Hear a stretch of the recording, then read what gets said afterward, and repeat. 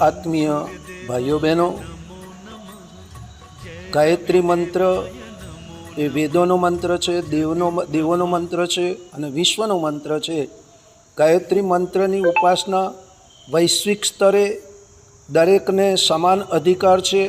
ગાયત્રી મંત્ર કરવાથી મનુષ્યના વિચારોની અંદર, મનુષ્યની બુદ્ધિની અંદર, મનુષ્યના વ્યવહારની અંદર, મનુષ્યના ગુણ કર્મ સ્વભાવની અંદર પરિવર્તન આવે છે.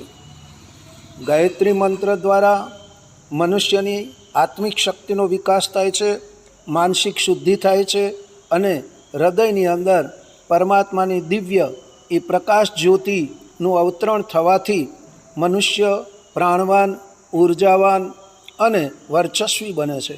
ગાયત્રી મંત્ર એ સૂર્યની ઉપાસના છે. ગાયત્રી મંત્રની ઉપાસના કરવાથી તમામ દેવી દેવતાઓની ઉપાસના સફળ થાય છે. ગાયત્રી મંત્રનું ઉચ્ચારણ કરવાથી આપણા શરીરની અંદર 1,10,000 ધ્વનિ સ્પંદનો પેદા થાય છે, જે આપણા શરીરની અંદર રહેલા હોર્મોન્સને ઉત્તેજિત કરી અને આપણને આનંદ, ઉલ્લાસ, શાંતિ, સંતોષનો આનંદ અનુભવ કરાવે છે. ભાઈઓ બહેનો, ગાયત્રી મંત્રની ઉપાસના એ સાર્વભૌમ ઉપાસના છે અને ગાયત્રી મંત્રની ઉપાસનાથી જ, યજ્ઞના માધ્યમથી જ વાતાવરણની શુદ્ધિ થશે, વિચારોની શુદ્ધિ થશે અને પર્યાવરણની શુદ્ધિ થવાથી ઋતુઓ પોતાના સમય પ્રમાણે કામ કરશે અને મનુષ્યનું જીવન આનંદમય, ઉલ્લાસમય અને સ્ફૂર્તિમય હશે. ગાયત્રી મંત્ર કરવાથી મનુષ્ય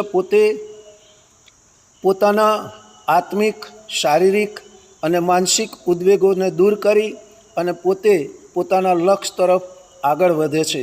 શાંતિકુંજ ગાયત્રી તીર્થ હરિદ્વારથી પણ વેદમૂર્તિ તપોનિષ્ઠ પરમ પૂજ્ય ગુરુદેવ પંડિત શ્રી રામ શર્મા આચાર્યજીએ પોતે 24 લાખનો 24 મહાપુરુષણ કરી અને ગાયત્રી મંત્રને સિદ્ધ કરી અને જન સુધી પહોંચાડવાનું જે ભાગીરથ કાર્ય કર્યું, તેના થકી આજે સમગ્ર ભારત એ વિશ્વનો સમ્રાટ બનવા જઈ રહ્યો છે. ભારત વિશ્વનું નેતૃત્વ કરવા જઈ રહ્યો છે અને નવા યુગનું આગમન, સતયુગનું આગમન આ ધરતી પર અવશ્ય થવાનું છે. એના માટેની પરિસ્થિતિઓનું નિર્માણ થઈ રહ્યું છે.